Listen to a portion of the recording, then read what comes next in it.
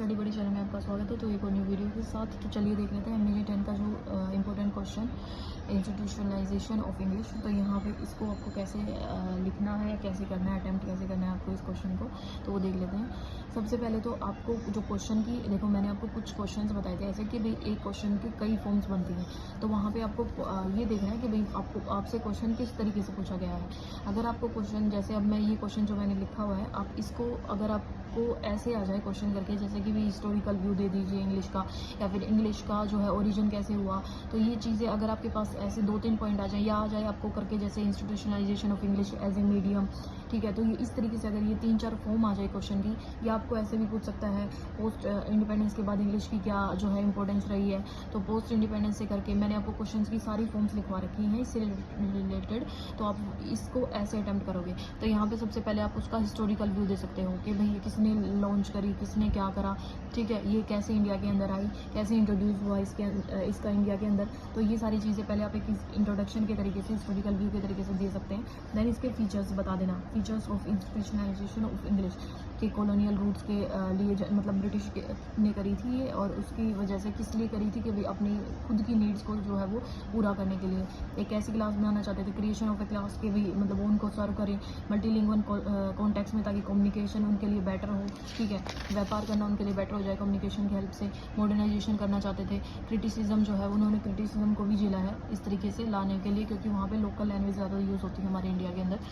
तो फेजेस आवाज़ इंपॉर्टेंट, जो फेजेस जो यहाँ पे पॉइंट बनता है इंपॉर्टेंट वो फेजेस ऑफ इंडिया। तो आप यहाँ पे फेजेस सारी फेजेस कर लेना, 4 फेजेस हैं तो चारों के चार इनके जो है ईयर्स भी कर लेना, और इनकी जो ये आपको मैंने सारी इजी पॉइंट्स में लिखवा रखी है। एक भी पॉइंट ऐसा नहीं मिलेगा आपको जो समझना है, ये सारे ही इजी पॉइंट्स में आपको लिखे हुए मिलेंगे।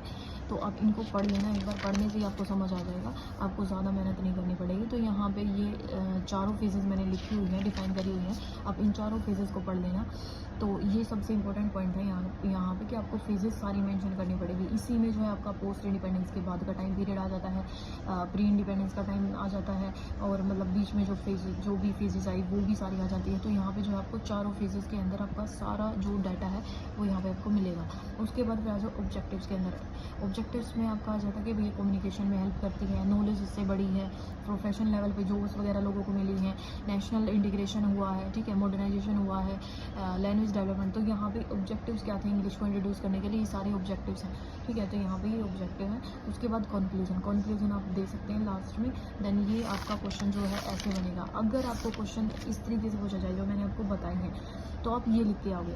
बट अगर आपसे क्वेश्चन पूछा जाए कि राजा राम मोहन रॉय के व्यू क्या थे, मैकियावेली मिनट के व्यूज़ क्या थे, तो आप सबसे पहले तो इसकी फेजेस के बारे में बता देना, फेजेस लिख के उसके बाद आप यहाँ पे जो है वो नेक्स्ट वीडियो में मैं आपको जो है दोनों के व्यूज़ बता दूँगी। इससे वीडियो जो है ज़्यादा लंबी हो जाती है। राजा राम मोहन रॉय और मैकियावेली मिनट के जो व्यूज़ थे इस पर, तो वहाँ पे मैं आपको जो है दोनों के व्यूज़ बता दूँगी। अब दोनों के व्यूज़ ही इंपॉर्टेंट है, दोनों के व्यूज़ ही करके जाना, तो वो मैं आपको नेक्स्ट वीडियो में बता दूँगी। तो यहाँ पे आप इतना ही कर लेना इस वीडियो में। तो आप वहाँ पे फिर जो व्यूज़ आएंगे उसमें आप फेजेस और आप जो है इसके ऑब्जेक्टिव्स एंड देन उनके व्यूज़ दे सकते हैं नेक्स्ट क्वेश्चन में। ये क्वेश्चन इतना ही था। तो चलिए मिलते हैं नेक्स्ट वीडियो के साथ। तो प्लीज़ लाइक कर देना एंड सब्सक्राइब कर लेना अगली वीडियोज़ आने के लिए। तो थैंक यू, बाय बाय।